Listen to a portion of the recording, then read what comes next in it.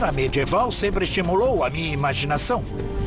Um mundo de lendas, cavaleiros e castelos, um tempo de justas e batalhas heróicas. Mas também foi um tempo de construção, um tempo de mudança e de inovação. Meu nome é Mike Lodes e eu passei a minha vida tentando entender o passado, vivenciando ele. Eu sou um historiador que acredita que quando você coloca suas mãos no passado, você descobre o lugar surpreendente que ele era. Um mundo com desafios conhecidos, mas com soluções muito diferentes. Estou seguindo em uma jornada para explorar o mundo medieval. Um mundo que se estendeu por 1000 anos, da queda do Império Romano até a Renascença. Quero chegar o mais próximo possível da vida cotidiana das pessoas comuns. E para participar das perseguições da nobreza, vou experimentar o que era viver nesse fascinante período da nossa história. Algumas serão só detalhes do dia a dia e outras serão espetaculares. Tudo será 100% autêntico. Livre!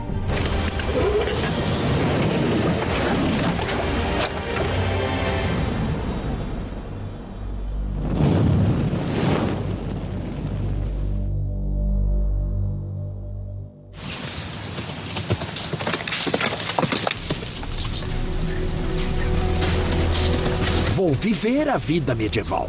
Estou focando nos anos 1200 e 1300, que para mim foram o auge do período. Vou começar com uma imagem clássica, um castelo. Os castelos antigos eram armas de intimidação e ataque. Não serviam apenas para defesa e não eram feitos de pedra. Os primeiros castelos eram assim, em montes altos, com torres de madeira, rodeados por uma cerca de paliçada de madeira. Na verdade, eles eram bem parecidos com os fortes americanos de 1800. Eles eram assim, eram fortes para a cavalaria e surgiram cerca de 1000 anos atrás com um novo tipo de guerreiro, o cavaleiro. Um guerreiro cavaleiro que montava orgulhoso e espirituoso o cavalo de guerra. E cavalos de guerra precisam ser alimentados, precisam de abrigo, de cuidados veterinários e de uma base. Essas bases como porta-aviões para os cavalos. Você poderia instalar sua frota de castelos de madeira no território inimigo enquanto avança nas terras a serem conquistadas. E daqui, controla a terra por 15 ou 25 quilômetros, na qual posso mandar uma patrulha vistoriária que vai voltar antes do anoitecer. Mas quem eram esses cavaleiros? A imagem popular romântica é do cavaleiro e sua armadura brilhante que passava o tempo combatendo e atraindo damas. Existe um pouco de verdade nisso, mas primeiro e principalmente, um cavaleiro era um soldado. O culto da cavalaria foi centrado e fundado na elite do guerreiro cavaleiro. A primeira arma de ataque foi a lança. Os cavaleiros eram tropas de choque que esmagavam tudo no seu caminho até a vitória com a força de impacto. Ah! Mas os cavaleiros, principalmente na Inglaterra, lutaram tanto a pé quanto a cavalo.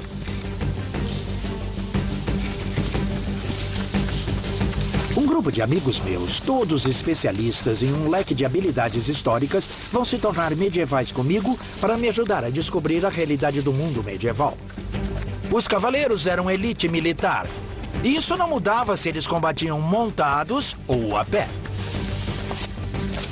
Sobretudo, eles eram uma tropa de choque, e isso significava treinamento duro e constante. O treinamento era exaustivo. O cavaleiro francês Boucicaut disse que vocês deveriam correr pelo menos 1,5 km por dia usando sua cota de malha.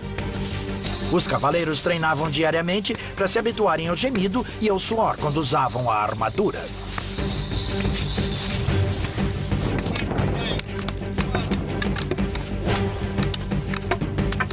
Este é o poste, um poste de madeira robusta que seria o equivalente medieval ao saco de boxe. Eles estão trabalhando no poste com as espadas de madeira. Muitos textos dizem que as espadas de madeira poderiam pesar o dobro de uma espada de aço. Então isso não é uma opção fácil, isso serve para aumentar a sua força e sua resistência. Na batalha, as lutas eram difíceis, violentas e brutais, e os bravos cavaleiros lutavam com todos os meios que tinham à sua disposição. Eles usavam seus escudos para lutar, para bloquear com o corpo. Podiam usar a borda do escudo, mas é claro que o escudo no campo de batalha servia realmente para protegê-lo dos arqueiros. E é por isso que carregavam eles, mas quando eram usados para prensar os homens, também se tornavam uma arma.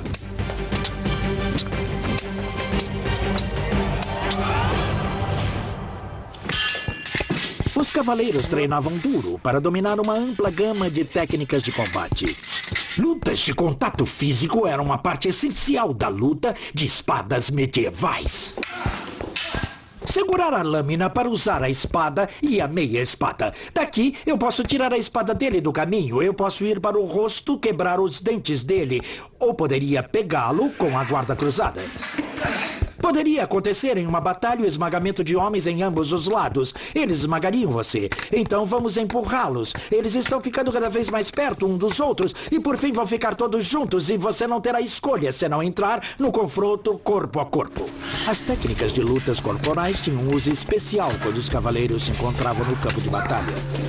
Eles tinham seu próprio código de honra, o cavalheirismo.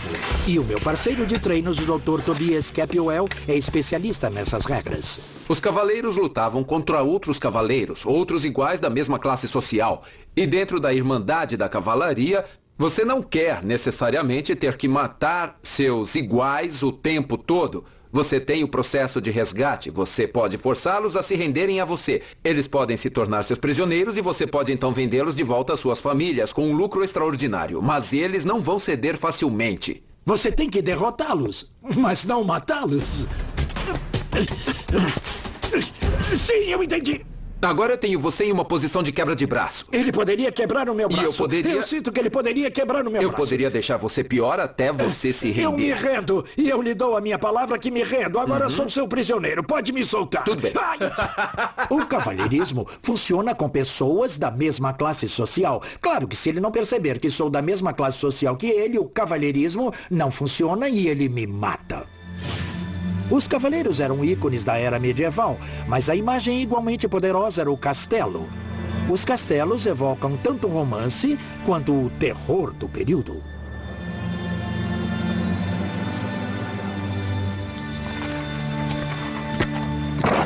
Merci, Thierry.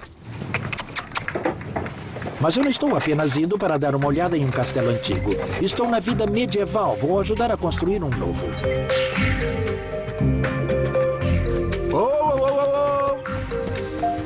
Esse é Guédelon, na França. Um pequeno time de especialistas está há 15 anos em um projeto singular. Eles estão construindo um castelo medieval em tamanho natural, partindo do zero. Não existe nada no mundo como isso.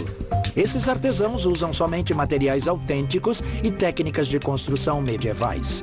Não usam eletricidade, ferramentas elétricas, caminhões basculantes, tudo é feito à mão, exatamente como os construtores medievais teriam feito.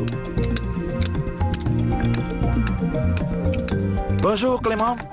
Bonjour, monsieur. Tudo bem? Estou bem, obrigado. Todos os castelos começam assim, começam com uma pedra, começam na pedreira. Mesmo para a extração das pedras, usava-se somente as técnicas tradicionais e trabalho duro. Uma vez que a pedra era extraída, ela era moldada por pedreiros. O pedreiro-chefe era a pessoa mais importante em qualquer projeto de construção do castelo. Ele era o arquiteto, construtor, designer, artesão e engenheiro. Tudo em um. Abaixo do pedreiro estava um exército de comerciantes. Seriam até 200 homens para um castelo desse tamanho, fazendo de tudo, desde os andaimes de madeira até as telhas de barro e argamassa, tudo do zero. Aqui eles estão fazendo a argamassa, o material que liga todas as pedras, uma mistura de terra e areia, cal e água. Como está? Tá bom. Os castelos ficavam no coração da comunidade. Todos passavam por esses portões, de camponeses a príncipes. Vão ser necessárias 45 toneladas de pedra para construir esse castelo. E tudo precisa ser suspenso usando nada mais do que a força humana. Então, como eles levavam as pedras para o topo? A resposta é um guindaste notavelmente avançado que podia levantar tanto quanto os guindastes das construções modernas. Esse é um mecanismo muito engenhoso. Essas rodas duplas têm capacidade para levantar 650 quilos. 2 de nós trabalham nessas rodas, andando igual a hamsters. Não é diferente de andar nas esteiras da academia. Você pode ver a enorme carga de rocha que estamos levantando.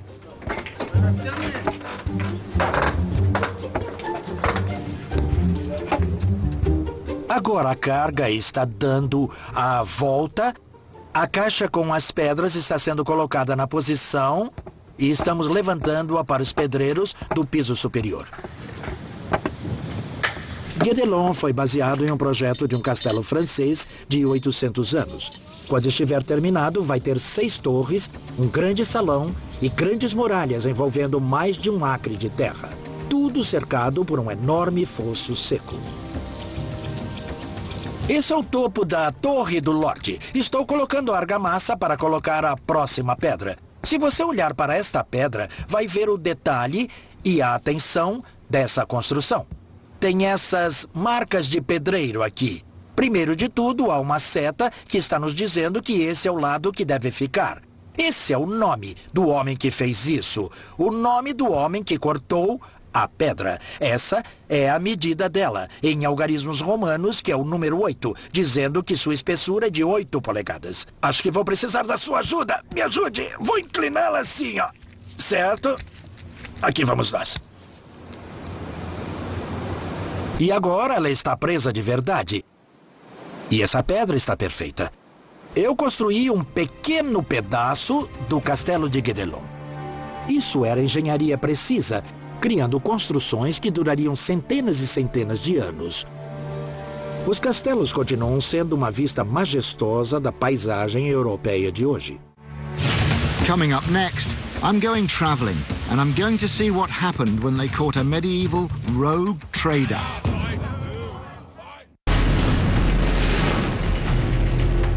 Eu sou o Mike Lodes e vou viver uma vida medieval para mostrar a vocês como era realmente a vida há 800 anos. É uma jornada medieval cheia de surpresas. Com poucas estradas decentes, de longe, a melhor maneira de se transportar mercadorias pesadas era de barco. Os mares europeus estavam cheios dessas embarcações comerciais. Barco de cargas como esse, conhecidos como cogs, eram os burros de carga do mar.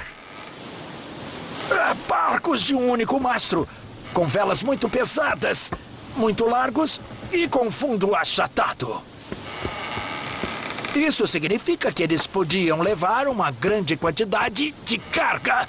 Esses decks podiam estar cheios de madeiras para a Escandinávia, abetos dos Bálticos, ou até mesmo trazendo gado ou carga viva de uma ponta a outra do país. Agora que o vento entrou na nossa vela, estamos nos movendo bem depressa. Esses barcos eram tão populares que por volta de 1300 só o reino da Dinamarca tinha uma frota com mais de 1000 deles. Uma característica particular do cog é que o leme de direção, o timão, é montado centralmente na parte de trás.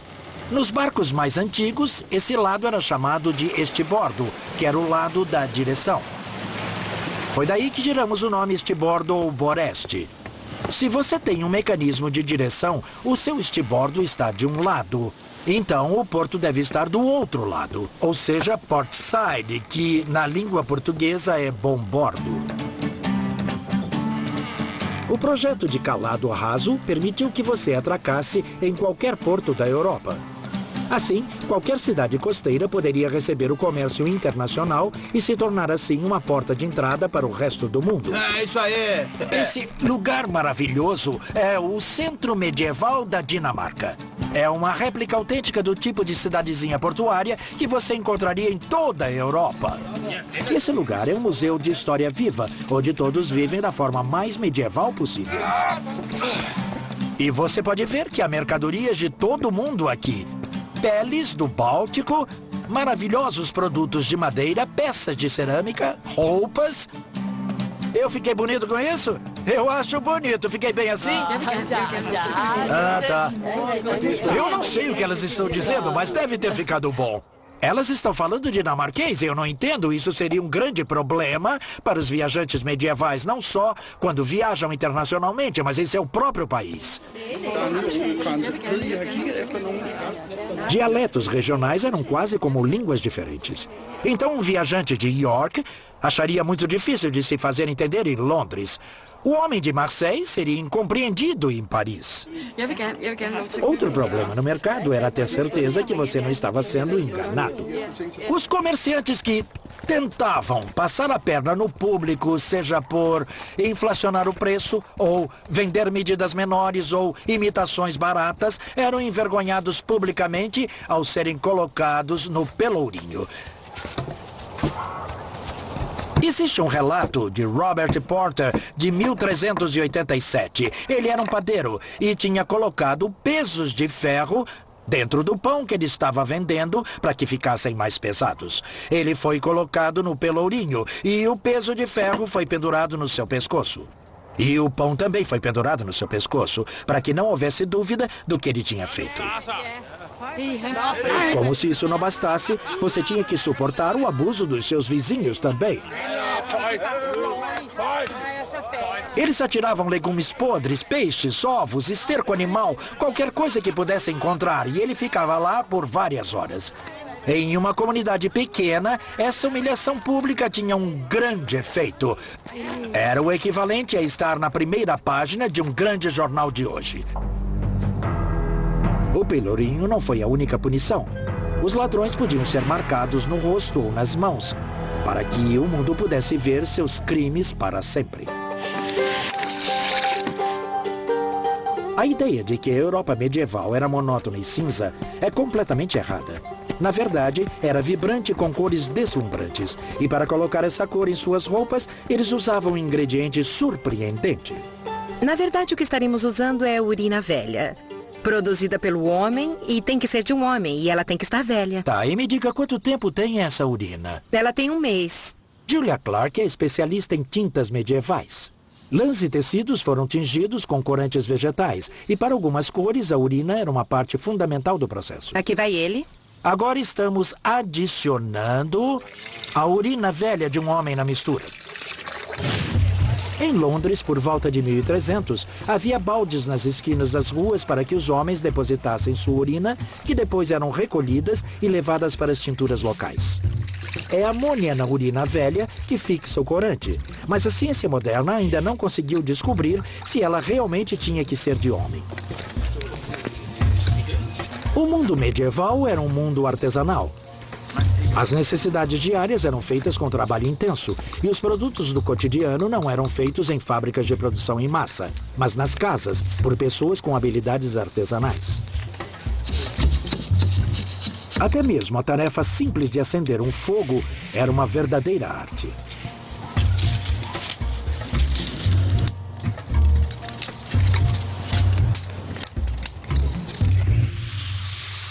Quando o sol se punha, você poderia pensar que a vida medieval parava, mas isso seria subestimar o poder da luz do fogo, das velas, bebida e boa companhia.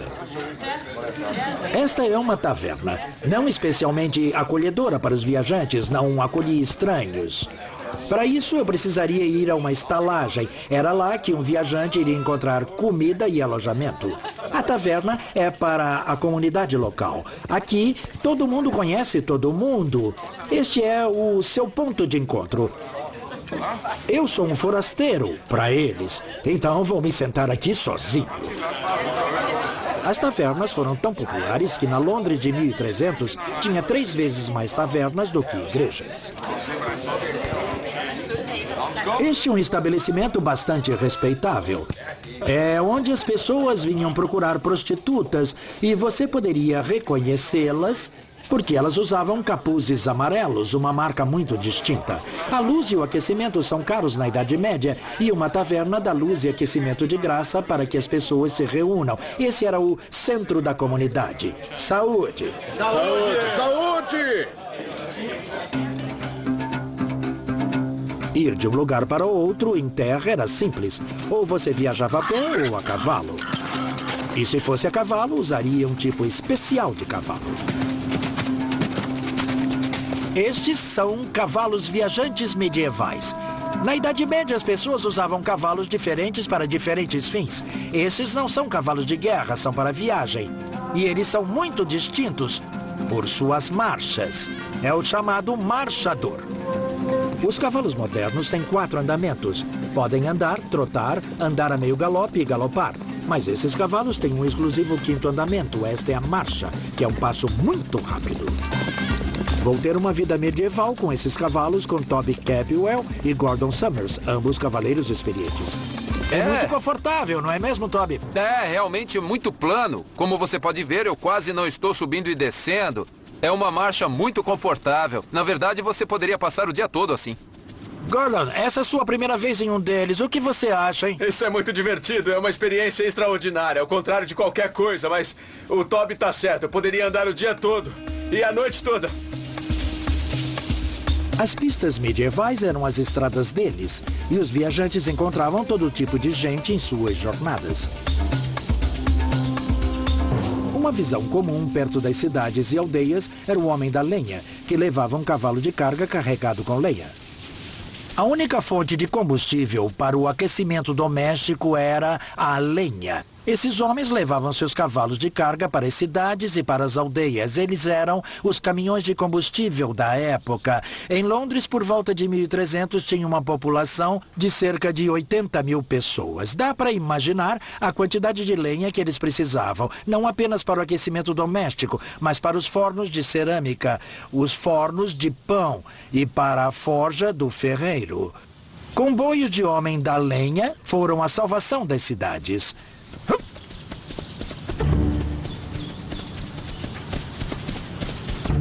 Independente de quem ele encontrasse na estrada, o viajante medieval tinha que chegar ao seu destino antes do anoitecer. As florestas medievais desse período estavam cheias de bandidos, desertores do exército, fugitivos da lei e de seus senhores, procurando refúgio na floresta. E eles viviam como homens desesperados e precisavam de uma renda. Então, nós seríamos presas fáceis se não estivéssemos fortemente armados.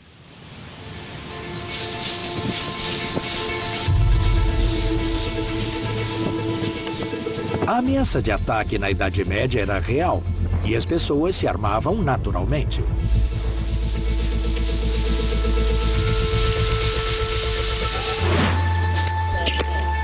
Coming up next, how could a man survive an onslaught like this? I'm going medieval to find out.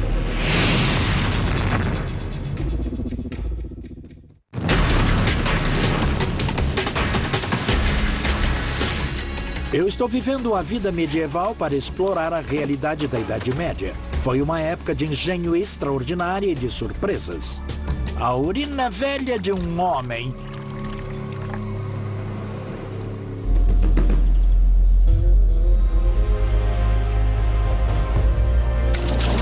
Um mito é que os cavaleiros eram pesados e desajeitados. A verdade é o oposto. Este guerreiro altamente ágil foi o produto de uma corrida armamentista que começou centenas de anos antes com uma forma ainda mais flexível de armadura. Ela é chamada de cota de malha. Era uma cobertura para o corpo feita de anéis de ferro firmemente interligados. Mas a cota de malha nunca foi projetada para ser usada sozinha. Ela sempre fez parte de um sistema de camadas de proteção. Por quase 1000 anos, o equipamento de guerra de um homem de combate praticamente não mudou. Ele era assim. Esse homem está vestindo um casaco acolchoado chamado de Ackerton. E se você pudesse pagar por cima dele, tem uma cota de malha. Mas o que quer que você esteja fazendo, essa armadura têxtil é a chave, não é? Isso é o que realmente está absorvendo o impacto. É o principal na armadura têxtil, não é? Isso é o que pode desviar uma lâmina, dando uma superfície de desvio. Mas isso é o que está dando a proteção contra o trauma contuso. E se eu realmente bater nele, é isso que está realmente lhe protegendo. É essa roupa de baixo fortemente acolchoada. A cota de malha foi projetada para proteger o guerreiro em um ataque próximo de uma espada ou lança. Mas ele também tinha que se defender contra a arma de longo alcance do dia. Preparar? O arco de guerra. Disparar! Disparar! Não era nada novo o tiro com arco em batalha, mas os fabricantes de armaduras estavam contra o poder bruto do arco de guerra. Esta é a Sociedade Inglesa do Arco de Guerra. Esses são arcos fenomenalmente poderosos. A chave para esse poder é o peso de puxada. O peso de puxada de um arco é simplesmente a medida de quantos quilos são precisos para se puxar a corda até o máximo. O de Mark chega a 81 centímetros. Isso significa que esse arco é de 77 quilos. Ele precisa de 77 quilos de força para poder puxá-lo até o máximo. Então, qual era a eficácia desses arcos no campo de batalha? Na Batalha de Crécy, em 1346, os ingleses, sob o comando do rei Eduardo III, combateram um exército francês que estava em maior número, cerca de 5-1. Apesar das adversidades, as forças inglesas ganharam o dia. A chave para a vitória de Eduardo foram os arqueiros. Ele levou 7.000 arqueiros, quase a metade do seu exército, para a batalha.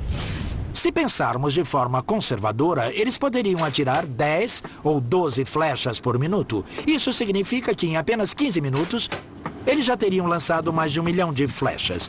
E essa foi uma batalha que durou muitas horas. Isso esgotaria os estoques de flecha muito rapidamente. E as flechas são uma munição extremamente sofisticada e muito cara. Então, qual é a melhor maneira de usá-las? Algumas pessoas acreditam que nas batalhas medievais, os arqueiros disparavam de longas distâncias, de até 300 metros. Eu acho que isso é improvável. Não há nenhuma peça de arte medieval ou manuscrito que mostre arqueiros atirando em uma elevação. Você não os vê atirando para cima assim. Em uma batalha, eles estão sempre atirando diretamente desta forma assim. Eu acho que eles atiravam em um alcance muito menor, de 35 ou 40 metros, para máximo impacto. Mas será que esse impacto derrotaria a armadura do inimigo? O objetivo de usar uma armadura era que ela defenderia contra as armas da época. Se não for por isso, não tem a necessidade da despesa ou de se dar ao trabalho de usá-la. Mas se o arco longo é uma arma tão soberba que pode penetrar a blindagem facilmente, por que todos em Crécy não morreram em poucos minutos? É claro que algumas pessoas foram mortas por flechas. Algumas armaduras tinham uma qualidade inferior. Nem todo mundo tinha uma armadura completa. Algum jovem apressado deve ter levantado a viseira. Mas geralmente as flechas eram repelidas pela armadura. Então qual é a eficácia militar do arco e flecha? É no trauma contuso. É na pancada após pancada após pancada que as pessoas recebiam desses arcos pesados. Então eu quero fazer um teste para medir exatamente quanto tempo de impacto eles recebiam. Estou recebendo ajuda nesse teste do Dr. Matthew Penn. Ele é especialista em lesões esportivas por contato. Então, Matt, esse é o boneco de pancada. É, sim. Isso é o que você usa para testar o poder de socos do boxeador. Ele foi calibrado principalmente para o soco do boxe e chute das pessoas das artes marciais. Então seremos capazes de medir a quantidade de força que as flechas estão exercendo sobre o corpo. Sim, os sensores aqui vão medir a força em qualquer lugar sobre essa área. E então poderemos fazer outras medições e cálculos a partir daí. Então a primeira coisa que precisamos fazer é colocar a armadura têxtil. A armadura têxtil que os soldados usavam como uma jaqueta grossa sobre a sua malha era projetada para absorver e espalhar a força de um golpe. Ela tem 25 camadas de linho costuradas e acolchoadas para dar uma maior densidade. Então estamos colocando-a sobre a almofada de pressão e em seguida vamos colocar esta cota de malha com rebites por cima. Isso passa ali. Ele tem ombros grandes, não tem? Para o teste, ambos os arqueiros estão usando arcos de guerra de 65 quilos de puxada, a uma distância muito curta. Lá vamos nós. Os sensores no boneco vão gravar a força das flechas e vão retransmitir os dados para um computador. Certo, Mark Joe! Dispare!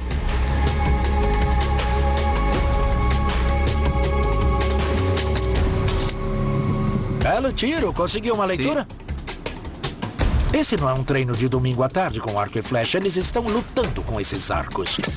52 quilos.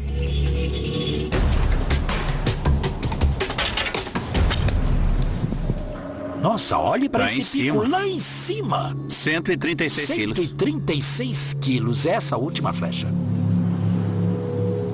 Esses arcos são muito poderosos. Nessa distância muito curta, apenas 11 metros estão perfurando a cota de malha. A malha está absorvendo parte da energia delas e retardando-as, mas se você estivesse vestindo apenas uma cota de malha, isso seria profundo e você estaria morto. No entanto, você pode ver onde elas estão atingindo na armadura têxtil por baixo, certamente nem mesmo chegando até a última camada ou no boneco. Então, enquanto algumas flechas perfuraram a malha, nenhuma passou direto através da combinação grossa de malha e armadura têxtil. Mas é sobre a força do impacto. Então, Matt, temos aqui uma leitura de 137 quilos. Isso é equivalente a... Se você olhar para o impulso, o poder de parada que aconteceu, tem cerca de 10 newtons por segundo, que é, na verdade, o alcance médio para uma bala de uma Magnum 44. Há mais energia em uma arma, mas não há tanta...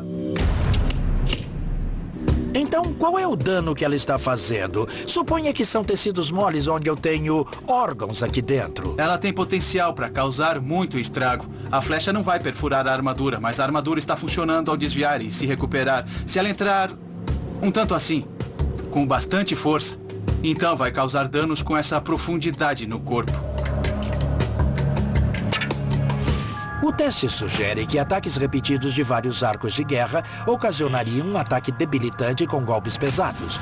Golpes que atenuam e enfraquecem o inimigo, minando a sua resistência e vontade. Mesmo as flechas não podendo penetrar a armadura, elas eram como os punhos poderosos com um soco de longo alcance. Preparar!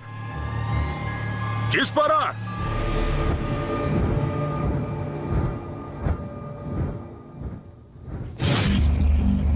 A armadura tinha que ser melhorada. Os fabricantes de armaduras passaram a utilizar placas sólidas de metal nas camadas exteriores. Mas havia um problema. Os fabricantes de armadura eram muito hábeis em trabalhar com pequenas placas, mas ainda não tinha tecnologia para fazer grandes placas rígidas para o corpo. Se você precisa cobrir o tronco, tem que encontrar outra resposta. E a resposta foi o revestimento de placas. Um revestimento de placas é feito de couro ou pano, que tem placas de aço menores rebitadas no lado de dentro. Todas elas são sobrepostas, podem se flexionar e proteger uma grande área, com peças relativamente pequenas de metal. E esta é uma boa armadura, mas você ainda pode ser atingido entre as lacunas e ainda tem alguma flexibilidade, ainda tem alguns pontos, por isso não resistia ao choque tão bem como os modelos posteriores. Por fim, os fabricantes de armaduras descobriram como fazer placas sólidas para o peito, que cobriam o tronco inteiro. Agora havia uma verdadeira proteção contra os arcos de guerra. Conforme a tecnologia metalúrgica melhora conforme o tempo, lentamente vai aumentando o uso das placas de ferro, cada vez passando a cobrir o corpo todo. Mas um cavaleiro ou um homem de armadura usando esse tipo de conjunto poderia andar com uma confiança razoável em uma tempestade de flecha. A armadura daquele tempo fazia o seu trabalho. Em geral, era a prova das armas que havia na época. Sim, essa é a ideia. E assim que não fosse, ela seria melhorada. Até o fim da era medieval, o nobre guerreiro se vestia para a guerra de uma maneira que todos nós reconhecemos: o cavaleiro de armadura brilhante. Coberto da cabeça aos pés com placas de aço, ele era uma máquina de combate com grande mobilidade. Com cerca de 30 quilos, essa armadura pesa menos do que a carga transportada por um soldado americano moderno da linha de frente. A corrida armamentista entre armadura e flechas acabou. Seria necessário um novo tipo de arma para manter o equilíbrio novamente. Coming up next. War was a knight's occupation, but hunting was his passion. I'm going medieval to learn how an obsession for hunting helped the nobility train for war.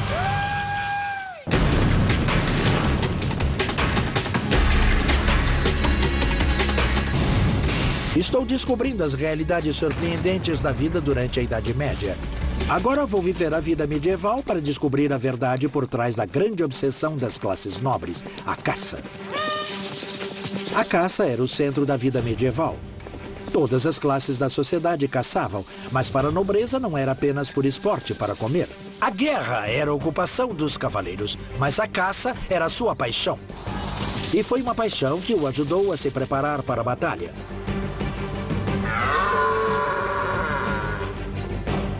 Um nobre francês da época escreveu: para todos os tipos de encontros militares, a caça é um treinamento melhor do que as justas. A caça era um evento altamente ritualizado e também regulamentado. Era um evento de status muito elevado. E para uma grande caçada, eles se reuniam na floresta ao amanhecer para um café da manhã formal. Bom dia, senhores. Bom dia. Obrigado, Steve. Isso é muito mais do que uma ocasião social, não é? Está reforçando toda a estrutura social. E você tem pessoas de todos os níveis sociais, todos com um trabalho a cumprir no campo de batalha. Isso é tremendamente importante, porque um exército medieval eficaz tem muitos tipos diferentes de soldados, todos trabalhando juntos. A caçada foi meticulosamente planejada, combinando homens, cavalos e cães. Os cães medievais não eram como os modernos cães com pedigree. Eram tipos de cachorro criados exclusivamente para função prática. A primeira coisa era encontrar o cervo. Surpreendentemente, o mestre de caça pode decifrar as pistas deixadas pelo próprio animal. O anfitrião me trouxe um prato de fezes de cervo. Muito obrigado. Esta é uma grande honra para o mestre de caça para determinar, a partir desses dejetos, qual cervo caçar. E você pode realmente dizer pela forma dele como está firme, se quebrá-lo e cheirá-lo. Um caçador bom será capaz de dizer se este é um animal saudável, que idade ele tem e se é adequado à caçada. Então, as fezes do animal foram dadas a um cão com incrível olfato. Estes belos cães de caça são um tipo de cão medieval que poderia encontrar um cervo em especial.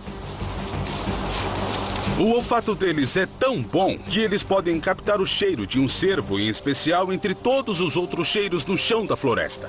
Estes cães, com a missão de reconhecimento, vão trabalhar usando uma coleira cuja palavra medieval era lion. Eles eram conhecidos como limers. Uma vez que os limers localizavam o cervo, a área era cercada por um raio de vários quilômetros com revezamentos de cães de corrida muito rápidos. Precisamos persegui-los e para isso precisamos de velocidade, precisamos de um cachorro longo. Então vamos ter um bando seguindo o cervo, mas o cervo pode ficar bem à frente deles.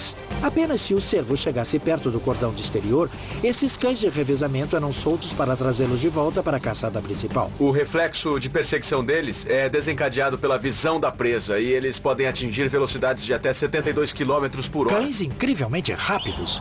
Rápidos, mas apenas para distâncias curtas. Eles não eram pares para a resistência de um cervo, por isso eram divididos em turnos, de modo que um par pudesse assumir o lugar do outro. Para a perseguição principal, os caçadores usavam cães que corriam em bandos.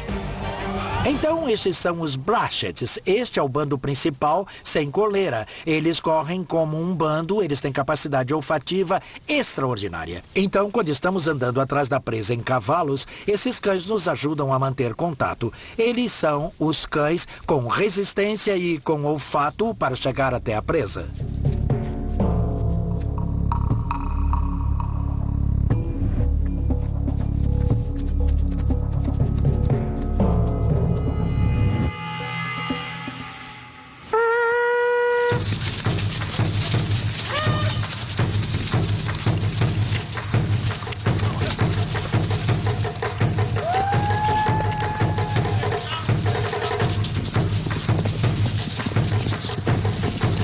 As táticas, o perigo, a adrenalina, a camaradagem, era como uma campanha militar. A emoção da perseguição era irresistível e preparava um homem para o rigor da batalha.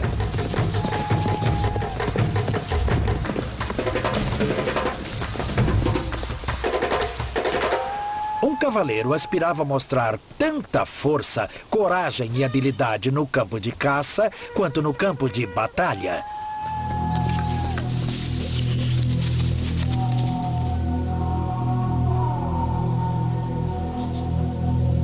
A caçada perigosa era um jogo que poderia revidar e tinha um status especial.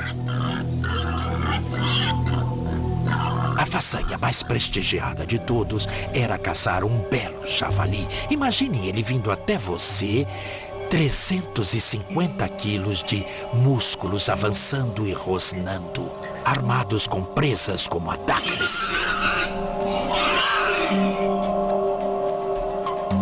Enfrentá-lo a pé, eles usavam lanças especiais para javali que tinham uma barra transversal, uma barra cruzando atrás da ponta da lança.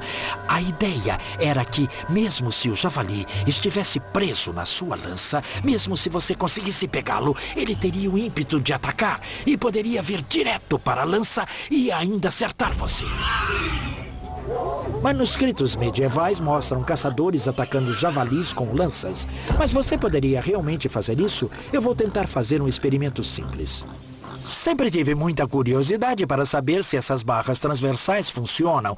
Eu penso que se um javali de 350 quilos está avançando em você e se chegar tão longe, provavelmente vai derrubar você e você ainda vai ser atacado. Então, eu resolvi criar um pequeno teste. Vou usar o Adam e o Gordon para correrem na minha direção e eu vou ver se consigo pará-los. Vejam se pode me derrubar! Avançar!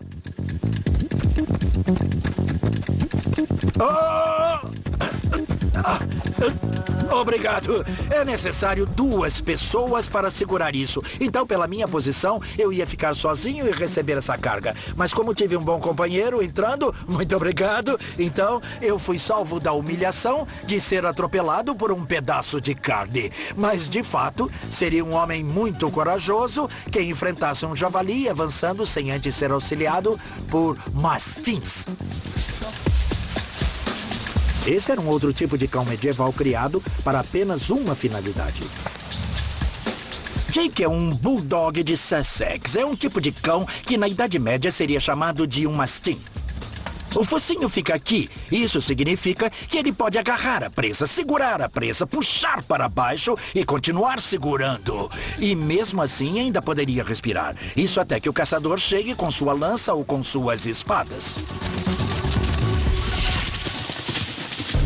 De todas as formas que um homem poderia caçar, a mais nobre, a mais perigosa e a mais estimada era matar o javali montado a cavalo com uma espada.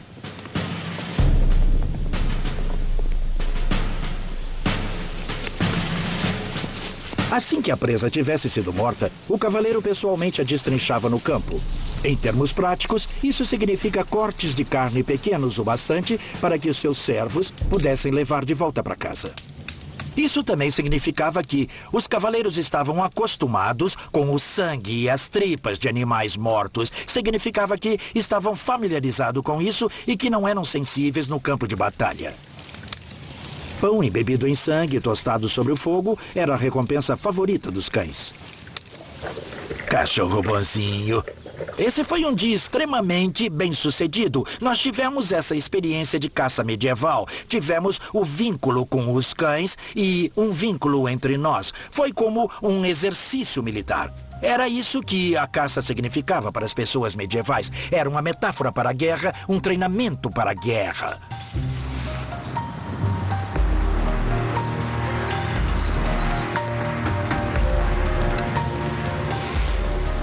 Coming up, I'm going medieval to explore the fascinating world of falconry.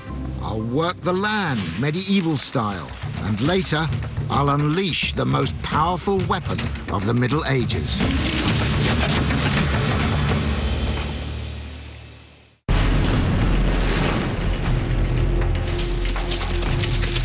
Estou vivendo uma vida medieval para chegar o mais próximo possível da Idade Média.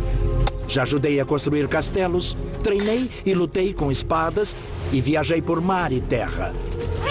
Experimentei a emoção da caça e senti como seria sofrer um ataque de um javali selvagem.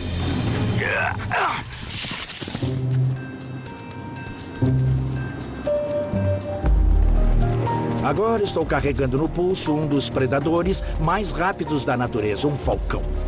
Por toda a emoção e prestígio do perigoso jogo da caça, a mais icônica e, de longe, a preferida das perseguições medievais era a falcoaria. Oi!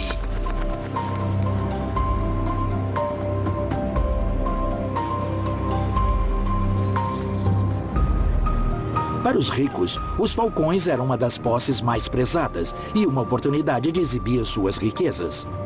Aí vai ela! Ha!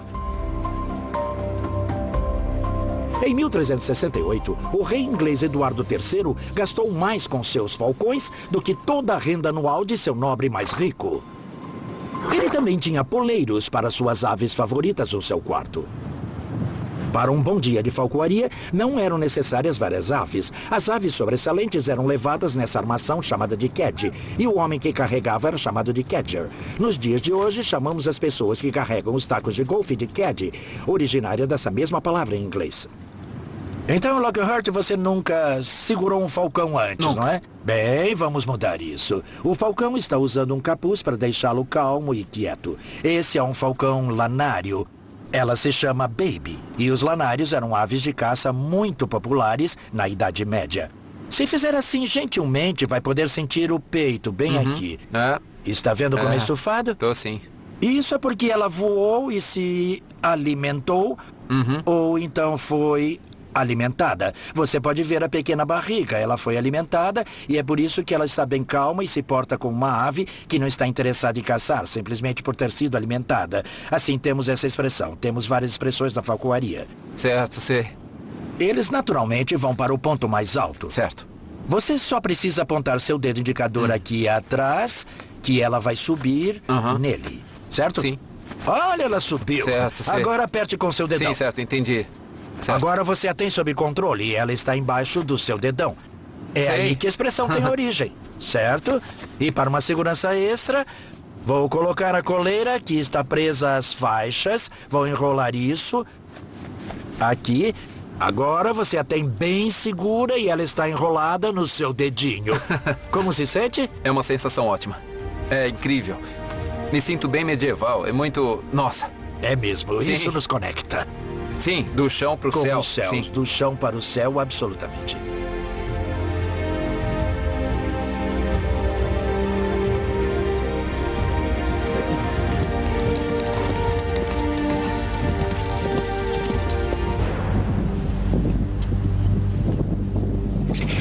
Caçar em grupos sociais era importante. Mas o alimento era capturado com redes e armadilhas. E às vezes era um trabalho para um caçador solitário. Caçadores habilidosos usavam um arco e uma flecha. Sua maior habilidade não era apenas uma boa mira, mas conseguir perseguir, conseguir se aproximar da sua vítima. Existem várias referências autênticas descrevendo que foi uma das mais estranhas visões do mundo medieval. Eles tinham cavalos para a perseguição. Eles se pareciam com isso, 2 homens em uma roupa de cavalo. Acha que isso funcionaria? Bom, claro que o objetivo não era enganar ninguém, mas isso servia para quebrar a forma humana.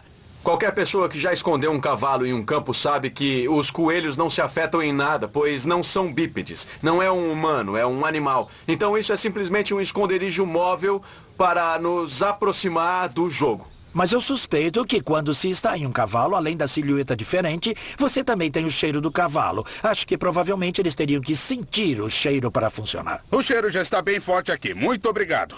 Obrigado, Adam. Você poderia caçar qualquer presa com um cavalo de perseguição, mas eles eram bons de se aproximar de um cervo. Pare! Não pode fazer isso. Ah, como assim? Não pode fazer isso. A penalidade por perturbar o cervo do rei é a cegueira. Ele está certo. Essa é uma floresta real. Você pode caçar coelhos e pequenas aves, mas caçar uma dessas coisas pontudas é proibido. Então, uma flecha como essa é ilegal Sim. na Floresta do Rei.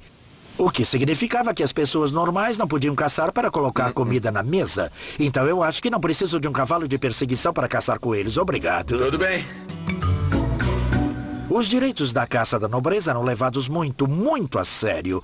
E o interior era cheio de florestas e caçadas, mas lugares onde os poucos privilegiados podiam caçar.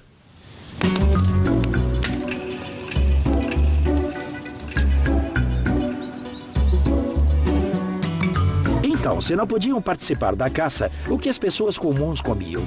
Para descobrir, eu trouxe meus amigos para um banquete medieval. Não um banquete real, mas o tipo de refeição que uma pessoa comum, dona de um pouco de terra, faria em algumas ocasiões especiais. Mark Meltonville sabe tudo sobre comidas medievais e eu vou ajudá-la a preparar uma refeição. Então, temos um peixe enorme aqui, que fará um banquete enorme para os meus amigos. Sob sua orientação, eu vou tentar cozinhá-lo. E é um lúcio. Também conhecido como lobo da água. Sei. Você não vê com frequência um lúcio nos cardápios de hoje, mas ele era muito popular na Idade Média.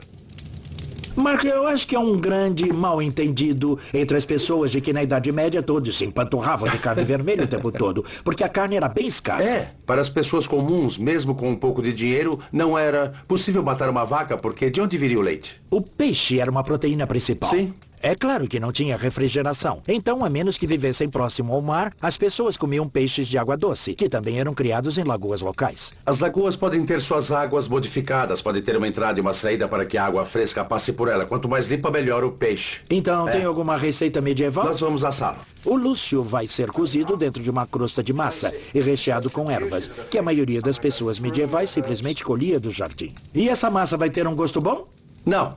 Essa massa foi criada como uma panela para cozinhar. A ideia é que seja nossa assadeira. Eles ainda não tinham assadeiras, então enrolavam alguma coisa na massa. Essa seria a panela. Então essa massa era o papel alumínio medieval? Sim, era. Na verdade, queremos que fique razoavelmente bonito, porque não é só na panela, mas também o prato em que vamos servir a comida.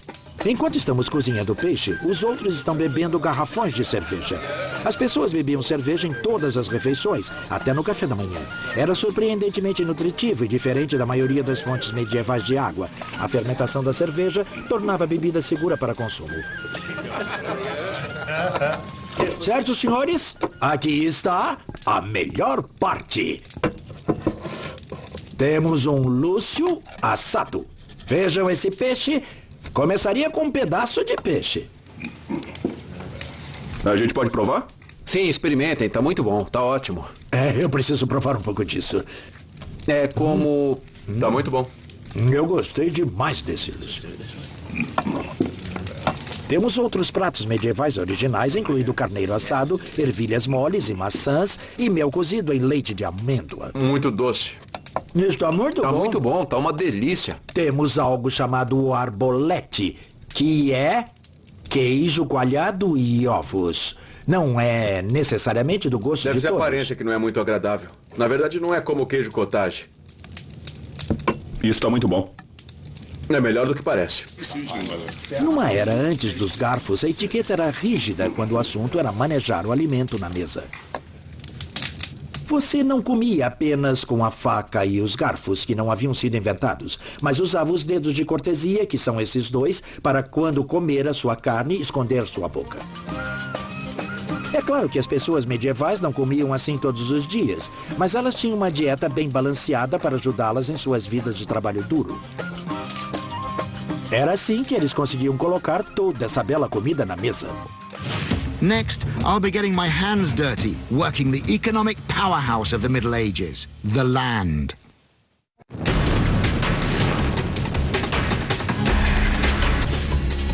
Fizemos coisas incríveis com os animais durante a minha jornada. Cavalguei em um poderoso garanhão de guerra e corri em cavalos viajantes. Coloquei cães de caça no ritmo e fiz falcões magníficos voarem. Voe!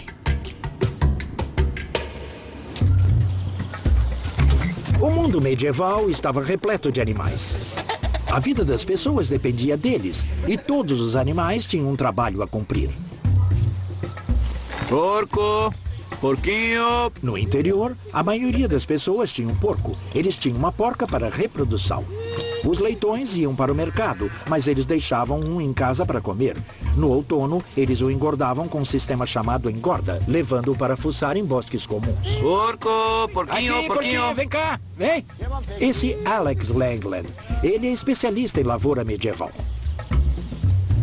A engorda consiste em fuçar os bosques. Nessa época do ano, você levava os porcos para fuçar, porque isso os engorda muito. O que eles fazem é isso que estão fazendo aqui. Remexendo o chão da floresta, procurando por castanhas, avelãs, frutos do carvalho, todas aquelas coisas que os alimentaria durante os meses do outono. Porco, porquinho. Sua caça por comida transformou os porcos nos trituradores do mundo medieval. Você quer limpar a terra? A melhor coisa a se fazer é usar o porco. Hoje temos essas máquinas de cultivo que entram e destroem tudo. Por que usar essas máquinas quando pode usar porcos para fazer isso? Era uma sociedade muito interdependente. Da mesma forma que a natureza é interdependente, as pessoas espelhavam esse mundo natural e tudo funcionava muito bem. Com certeza. Em uma época muito supersticiosa, às vezes os porcos eram tratados como humanos. Na França, em 1386, um porco foi acusado de matar uma criança. Ele foi levado a julgamento, condenado e sentenciado à morte em um enforcamento público.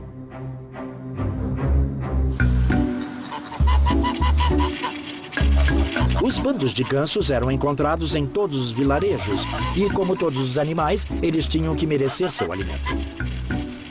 Uma das melhores coisas sobre o mundo medieval é como todo mundo dividia tudo. Então, você podia ter um criador modesto com um bando de gansos, mas ele teria um acordo com um homem, dono de um pomar. Os gansos podem fazer um bom trabalho aqui no pomar. Eles engordariam mantendo as ervas daninhas aparadas. E outra coisa é que as fezes das aves são famosas pela qualidade que têm em fertilizar o solo. E os gansos eram levados para o mercado. Sabe, tentar levá-los pelo pomar já é muito difícil. Todas as partes do ganso eram usadas. A carne e os ovos davam um excelente alimento. A gordura do ganso era usada para untar as peças de rodas d'água e as penas iam para a cama e para fazer flechas. Isso é, se você conseguisse pegá-las. Talvez esse seja um trabalho para 2 homens. Preparar! As pessoas medievais eram lutadoras, construtoras, caçadoras, marinheiras, mas era um mundo dominado pela agricultura. Há 700 anos, 90% da população da Europa vivia com o que se produzia do trabalho nos campos. Os bois eram os tratores da época medieval. O arado era feito com bois, não é, Alex? Frequentemente com grupos muito grandes. A maioria das casas teria grupos de bois. Você poderia trazer o seu boi, eu o meu, e o Lorde poderia dar 2. Nesse caso, infelizmente, um dos bois é aleijado, então vamos trabalhar com 2. Um boi aleijado poderia espalhar o desastre quando os campos tinham que ser arados. Então era ainda mais importante que a comunidade combinasse seus recursos.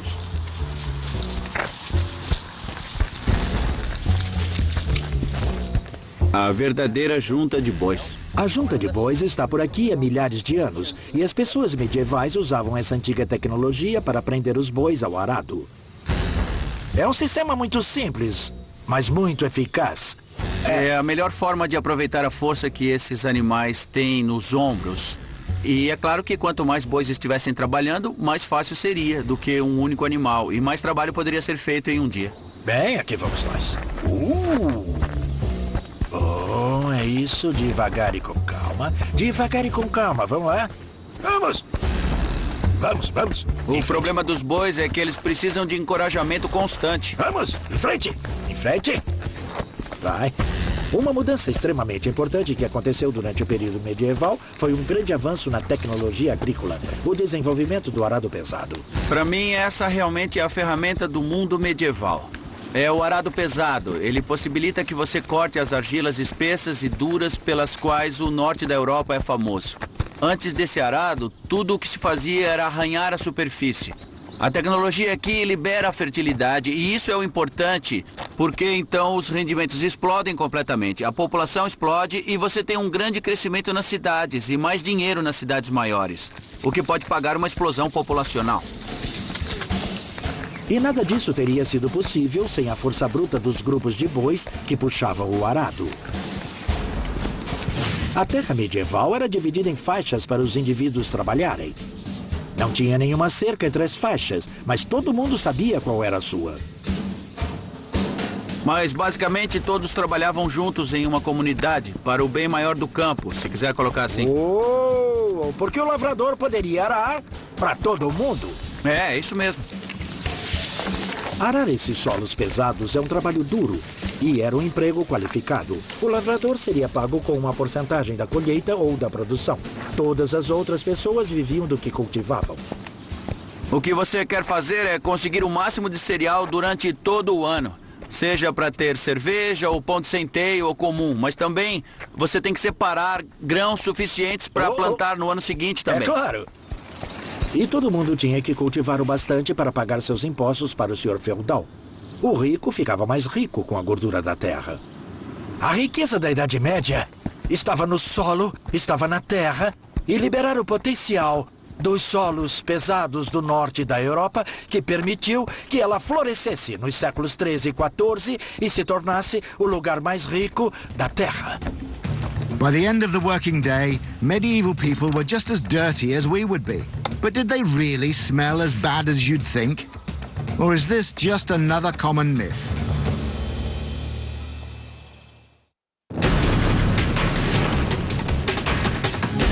Estive explorando o mundo medieval. Disparar! Tanto na guerra quanto na paz. Pelo caminho, tentei desafiar nossas ideias sobre as pessoas e como elas viviam. Uma das percepções modernas mais comuns sobre a Idade Média é que todo mundo era imundo, sujo e fedido. Tenho certeza de que muitas delas eram, mas muitas hoje também são. A higiene pessoal não é uma questão se os produtos estão disponíveis, e sim se você usa ou não. Eles tinham sabão. A doutora Catherine Flower Bond é especialista na vida doméstica medieval e ela fez esses sabões com receitas medievais autênticas. Um sabão assim era caro? Estava disponível para todos os níveis sociais ou... Esse estava disponível para todos. Esse é um sabão especial, era feito de sebo, então... E é gordura de ovelha ou de Sim, cabra? era relativamente barato, mas também coloquei um pouco de urina velha. Eu também coloquei um pouco. Que tem amônia, que é alvejante. Isso, porque vai ajudar com as manchas difíceis, nos colarinhos e punhos, coisas que é mais difícil de tirar a sujeira. Qualquer camponês podia fazer isso. Isso, é relativamente barato de se produzir. E esse aqui é ainda mais barato porque ele é feito com a básica gordura de porco ou banha.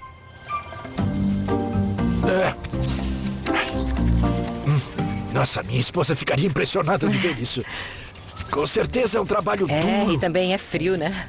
Os processos não eram com água quente, sempre com água fria. Tá, e na Idade Média eles tinham sabão e também tinham aparatos para lavagem muito engenhosos, como esse. É mesmo. Esse se chama raquete. É isso mesmo, um martelo. Isso vai forçar a sujeira a sair das fibras. O processo é exatamente o mesmo que usamos com a máquina de lavar moderna. Mas esses são os sabões para as roupas e para as pessoas se lavarem. Bom, os sabonetes têm uma seleção aqui. Você pode colocar rosas ou calêndulas ou qualquer coisa que tenha um aroma que você goste. E assim seria um pouco mais caro. Esse é muito bom. Ou você poderia ter apenas uma barra simples, como esse aqui. E isso aqui é o que chamamos de sabão Castile. Eu posso sentir. Porém, ele era reservado só para as pessoas muito ricas. Sim, eu sinto que é um sabonete extremamente luxuoso. A impressão que eu tenho é que ele tem um hidratante. É isso aí, é muito bom de usar. As pessoas medievais também não ignoravam os seus dentes. Nos dias de hoje, os americanos gastam 2 bilhões de dólares por ano em escovas de dente. Há 700 anos, elas eram de graça. Eram palitos como de avelã, palito de alcaçuz ou raiz de alteia, sabe? Se você mastigar, fica bem fibroso, como as cerdas de uma escova de dente. Não é tão suave ou confortável como uma escova de dente moderna, mas funciona. É uma... Desculpe, tem uns pedaços na minha boca. É um pouco... A pasta de dentes veio direto do jardim de ervas. Isso é sal e sálvia. É? Só esfregue na boca. Bem gostoso. Eu gostei. A sálvia acaba com sangramentos nas gengivas e o sal tira toda a placa. Mas não se tratava apenas de ter um hálito fresco e que fosse agradável socialmente. É isso mesmo. À volta deles tinha um mau cheiro muito forte, então eles acreditavam que traziam doenças que podiam cheirar ou ingerir. Então eles faziam isso aqui, que eram essas contas, colares com contas feitas de ervas, para que quando você saísse para a rua, para qualquer área diferente, mercado, qualquer lugar que cheirasse mal, você pegava as suas contas, rolava nas mãos, cheirava, respirava o vapor e se perfumava contra essas doenças. É um cheiro muito forte e muito poderoso. É extraordinário que essa fosse a crença que você pudesse se perfumar, porque eles acreditavam que todas as doenças eram carregadas pelos gases venenosos, o mau cheiro na atmosfera, e que quando respirava isso, era assim que se pegava as doenças. Se perfumar com ervas não funcionasse, as pessoas poderiam ir ao médico local para um dos tratamentos mais bizarros da Idade Média. Já fiz muitas coisas medievais na minha época, mas nunca tentei isso antes. Ser sangrado por sanguessugas. Rory McCreed é especialista em medicina e cirurgia medieval. Uma cosquinha. Deve ser isso. Então você colocou um sanguessuga no meu braço? Sim. Eu sinto uma leve picada quando ele está se prendendo. E essa era uma prática básica na medicina medieval.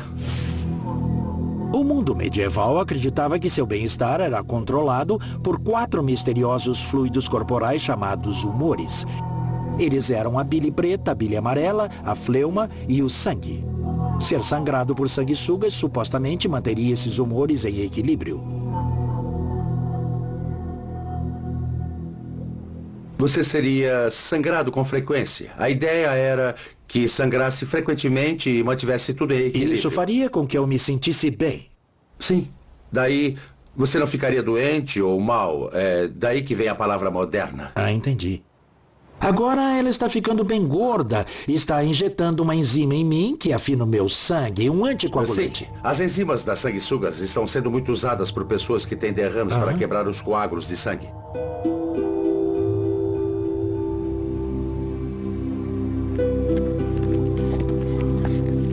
Mas existia uma doença que nenhum tratamento com sanguessugas ou nada mais poderia curar.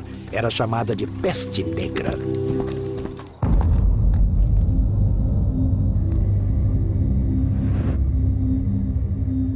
Entre 1348 e 1350, uma grande peste varreu a Europa, matando 50% da população. Carretas de mortos foram jogadas em grandes covas. Depois eram colocadas em pilhas com 1,5 metros de profundidade. E é por isso que existiam criaturas bizarras como essa, coisas de pesadelo que seriam encontradas espreitando nas ruas e se esquivando nas casas dos que estavam morrendo. Mas, na verdade, é um médico da peste. Deixa eu te ajudar com esse capuz. Obrigado. Você está realmente usando o equivalente a uma roupa contra risco de contaminação? Sim, ela impede que o ar passe por mim, me mantendo seguro quando estou lidando com os doentes e os que estão morrendo. Eu sinto que está coberta de cera. Coberto de cera. E dentro tem uma boa fragrância, muito agradável. Dentro dele tem um sachê de ervas ou uma esponja que foi mergulhada em vinagre e que supostamente deveria deixar o ar com uma fragrância para que eu pudesse respirar e que fosse seguro. É o que eu usaria para me proteger diante dos doentes e dos que estivessem morrendo, sabe? Tudo o que poderia fazer seria dar alguns remédios, o que eu faria com minha longa colher para me manter o mais distante possível. Você está a uma certa distância. Isso mesmo. Quantas chances teria uma vítima da praga se você viesse atendê-la? Não muitas. Não muitas. Era um jeito terrível de morrer.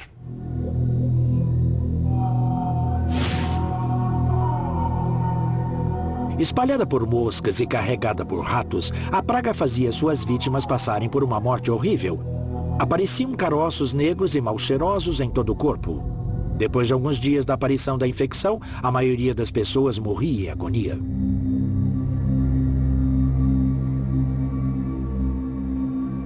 A peste negra era um grande fracasso da medicina medieval. Eles não sabiam de onde ela vinha e não sabiam como tratá-la. Era um enorme fracasso que acabou levando o fim do mundo medieval. A praga pode ter acabado com metade da população, mas não colocou um fim na guerra e na violência. Next, I'm going to unleash the fury of the medieval world's most powerful war machine. This is the big moment.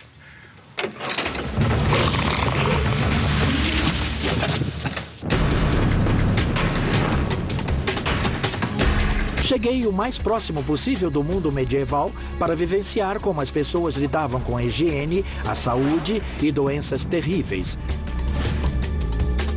Vivi uma vida medieval para ajudar a construir um novo castelo medieval.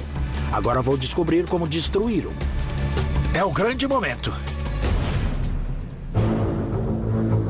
Os castelos de pedra eram construídos para defesa. As grandes muralhas do castelo que estão sendo construídas aqui em Guédelon, na França, têm 4 metros de espessura, a prova de quase todas as formas de ataque. Mas existia uma arma que podia derrubar até mesmo as muralhas do castelo mais forte. Ela era chamada de catapulta de contrapeso e era uma máquina gigante para o cerco.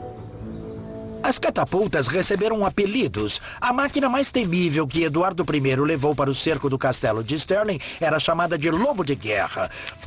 Outro nome popular era Malvoisin, que significa vizinho ruim. E certamente as catapultas são assim. Vamos, atirem!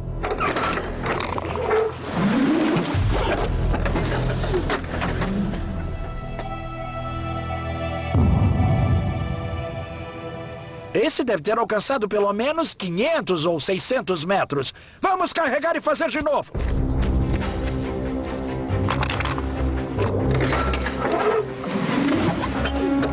Essas máquinas enormes podiam arremessar grandes pedras para esmagar a parede de um castelo em uma distância de até 2 quilômetros. No centro medieval na Dinamarca, construíram uma réplica operante em tamanho natural de uma catapulta. E aqui está como ela funciona. Os homens entravam em 2 rodas, esticando a corda que puxa para baixo o longo braço da catapulta e levanta o contrapeso. Quando o braço é liberado, o contrapeso desce liberando o braço e arremessando sua carga mortal. A catapulta de Eduardo I, o Lobo de Guerra, era tão grande que 5 carpinteiros e 50 homens precisaram de 3 meses para construí-la. Com a munição calibrada para ter o mesmo tamanho e peso, a catapulta era mortalmente precisa. Você podia atingir a mesma parte da parede do castelo repetidamente, enfraquecendo-a até ser rompida. Imagine isso dia após dia, dia após dia, dia após dia. Esse grande lançador suporta até 10 toneladas de pedra e eu tenho que ajudar a levantá-las. Este é um trabalho muito exaustivo. Eu tenho certeza de que tem muitas formas de medir a energia, joules, watts e todo tipo de coisa. Mas não tem nada como medir a força dessa grande máquina entrando nela. Todos os músculos sentem cada grama de força que criamos aqui.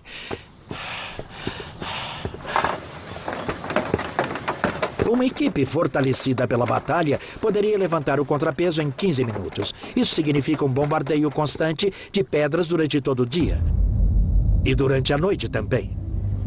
As pedras não eram as únicas coisas usadas em catapultas. Também eram usadas para arremessar as carcaças apodrecidas de animais mortos para espalhar doenças dentro do castelo. Eram usadas para lançar colmeias de abelhas. Eram usadas para enviar para casa as cabeças decapitadas dos prisioneiros inimigos. Eram usadas como armas de terror. Mas o mais assustador de tudo, eram usadas para lançar grandes bolas de fogo.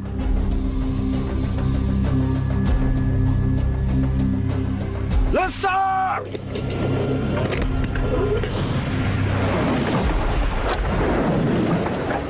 Olha isso! Tem uma rajada de chamas pelo céu! E as bolas caíram no telhado do castelo, caíram em estruturas de madeira, nos estábulos e em todas as construções no pátio e colocaram todo o lugar em chamas. Os defensores do castelo tinham que estar preparados para esperar por muito tempo. A maior parte da guerra medieval era feita em cerco. Por isso, você devia poder suportar isso por meses se fosse necessário. A coisa mais importante sobre o castelo é que ele tenha um fornecimento de água dentro de suas paredes. Muitos castelos tinham 2 ou 3 poços. Você poderia suportar um cerco por semanas, talvez meses, com pouquíssima comida, mas ficaria apenas dias sem nenhuma água. Por volta de 1440, o castelo de Harlech, no país de Gales, foi cercado por 7 anos, o cerco mais longo na história britânica. Mas os soldados atrás das muralhas do castelo não estavam sem defesa. Se o inimigo começasse a lançar flechas, os defensores poderiam atirar das fendas longas e estreitas construídas nas paredes. Elas eram aberturas para flechas, e estou na vida medieval para experimentar uma ideia que tive sobre como seria a melhor forma de usá-las. Se você tem homens correndo para suas muralhas, você precisa disparar o máximo possível. Então você precisaria trabalhar em equipes como essa. 2 homens operando em uma abertura. Isso também dá ao inimigo a impressão de que você tem forças maiores do que na realidade tem. Você pode achar estranho que estamos atirando nessa distância, mas existem 2 motivos para isso. Não aguento essa proximidade porque o meu arco vai bater aqui, mas tem outro motivo para ficar afastado, e se chama o paradoxo do arqueiro. Quando uma flecha deixa o arco, a força da corda atrás dela faz com que ela dobre no arco. Na verdade, o que acontece é que ela dobra bastante assim. E quando ela volta, ela dobra para o outro lado. Nos primeiros 4 ou 6 metros, ela faz esse progresso sinuoso. Fica assim quando desaceleramos a imagem 150 vezes.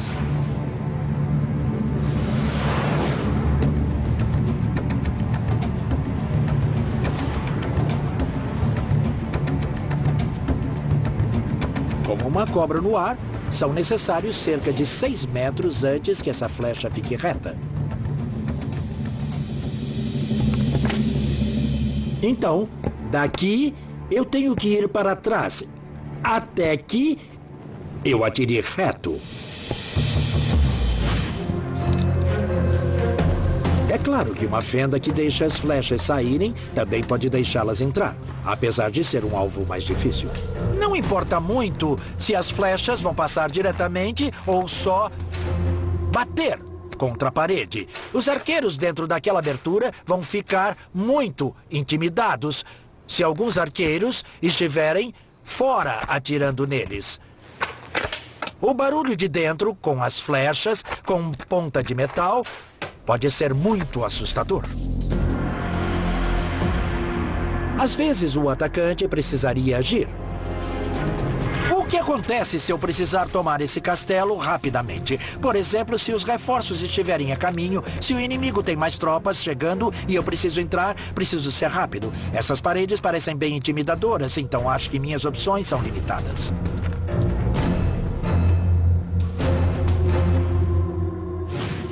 Uma das formas mais desesperadas e com certeza uma das mais perigosas de tomar um castelo era escalando ele, passando por cima das muralhas. Às vezes eles construíam torres de cerco elaboradas, mas uma das mais frequentes era apenas uma questão de homens corajosos e escadas. Era algo extremamente perigoso, com pessoas jogando pedras na sua cabeça e também arqueiros que podiam atirar da lateral. Mas você tinha que continuar, tinha que subir a escada. Tem homens atrás de você. Quando você chegasse ao topo, não receberia boas-vindas amigáveis. As pessoas iam atacar você. E agora isso se torna um problema para mim. E estou pendurado na escada com uma mão e tenho meu escudo na outra mão. Fica muito difícil desembainhar a minha espada, é estranho. Talvez eu consiga tirar uma adaga com mais rapidez, mas provavelmente não intimida muito você, não? Não, porque eu posso atacar com a minha espada assim e depois empurrar você. A opção óbvia pra mim aqui é tentar empurrar a escada da parede, mas eu não consigo movê-la. Vocês teriam 15, 20 grandes soldados atrás de mim nessa escada. É um peso enorme contra a parede. Para poder tirá-la, você precisaria de uma grande força, precisaria de pessoas, de uma barreira. Eu preciso de uma barreira e de 10 homens fortes para exercer essa influência contra ela, mas isso vai precisar de 10 defensores vitais. Então, o meu trabalho não é tanto passar por ela, o meu trabalho é me demorar, desembainhar minha espada e continuar mantendo a posição, manter você onde você está, manter você sempre lutando e ocupado. Mas mesmo que você consiga escalar as paredes e entrar no castelo, os defensores ainda tinham um último truque guardado. Então eu passei as defesas externas, passei pela muralha, passei por essa porta de ferro protegida.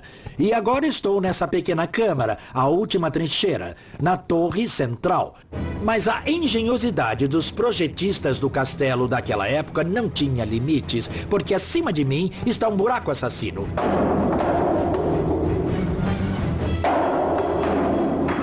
Isso vai ser divertido para sua cabeça. Ele pode estar armado com centenas de pedras lá em cima. Você pode colocar apenas 4 ou 5 homens aqui. Pode acabar com eles. Não importa o tamanho do seu exército. Você pode derrotá-los nessa última posição.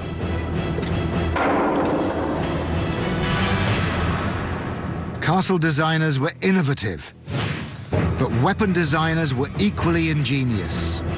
Coming up, the firepower that helped blast away the Middle Ages.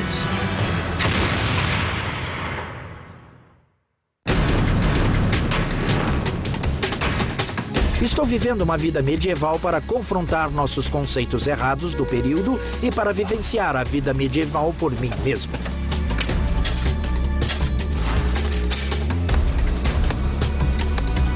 Agora vou me voltar para aquela invenção medieval que mudou a natureza da guerra para sempre. Em grande parte da Idade Média, as guerras foram feitas com espadas, lanças e flechas. Mas no século XIV chegou uma invenção na Europa que mudaria tudo isso. A arma. As primeiras armas na Europa eram assim. Eram desse tamanho. Na verdade, essa é uma réplica de uma arma Lusseldy, a arma mais antiga escavada arqueologicamente na Europa. Pode não parecer muita coisa, mas essa arma foi uma reviravolta na guerra medieval. Pode demonstrar isso para mim? O especialista em armas, Jens Christensen, está me ajudando a carregá-la. O surpreendente na primeira arma é que ela não lançava uma bala de canhão. A primeira munição que foi usada foi isso, uma flecha. E se parar para pensar, isso não é tão surpreendente, porque se você nunca viu uma bala de canhão, por que pensaria nela como a primeira munição a ser usada? Eu uso um martelo para ter certeza de que está boa.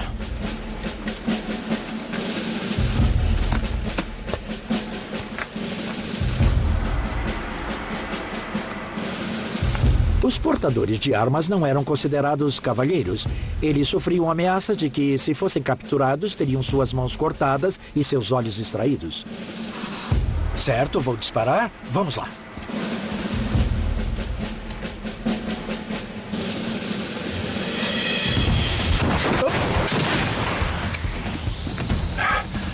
Você tem uma chance. A flecha quebrou em algum lugar.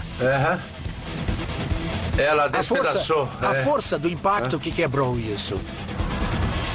Um dos registros mais antigos de armas sendo usadas no campo de batalha na Europa foi de quando os ingleses as trouxeram para conter as forças francesas na Batalha de Crécy em 1346. A explosão ameaçadora, o cheiro sulfuroso, a chama que era cuspida espalhou no inimigo.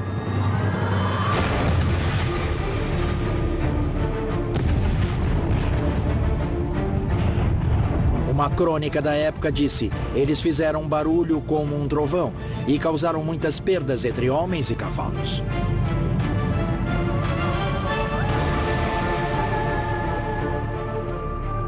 Todo o período histórico teve ideias que duraram e ideias que desapareceram.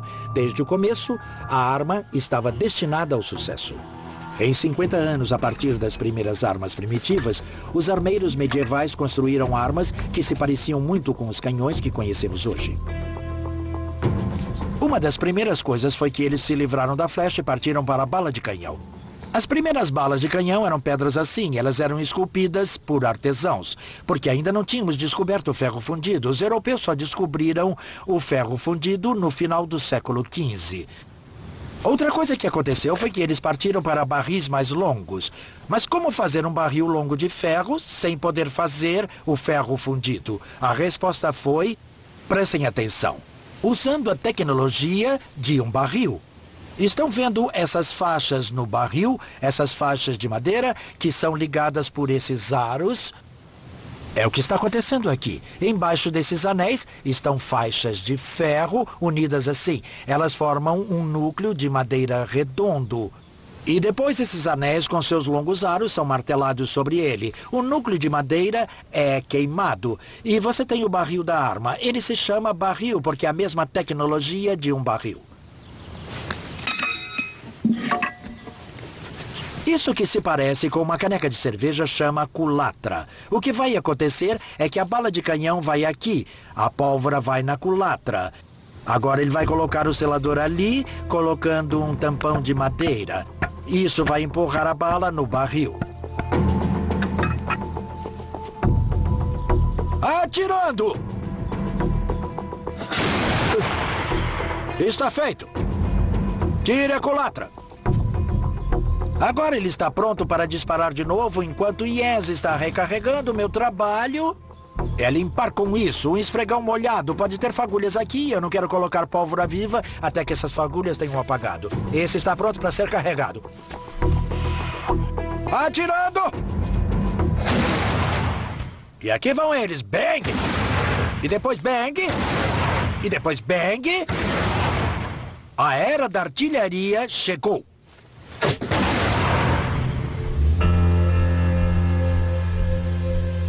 O surgimento da arma foi um dos sinais de que o período medieval estava acabando. Ele mudou o curso da guerra e da civilização para sempre. A vida medieval foi uma jornada incrível. Eu ajudei a construir e a atacar castelos medievais. Eu arei com bois e provei comida medieval.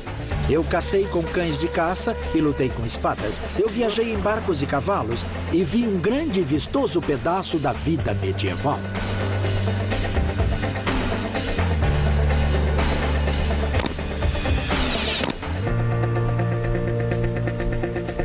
As pessoas medievais não pensavam nem se imaginavam como primitivas ou pessoas que se vestiam com roupas engraçadas. Eles se consideravam modernos. Eles usavam as mais recentes tecnologias e vestiam a moda mais recente. As pessoas da Idade Média eram muito mais parecidas do que diferentes de nós. A verdade é que elas eram nós. E para mim, a emoção real e o encantamento da história está ao conectar a experiência física àquele mundo em que eles viveram. A vida medieval me ajudou a entrar nesse mundo e compartilhar um pouco da vida deles.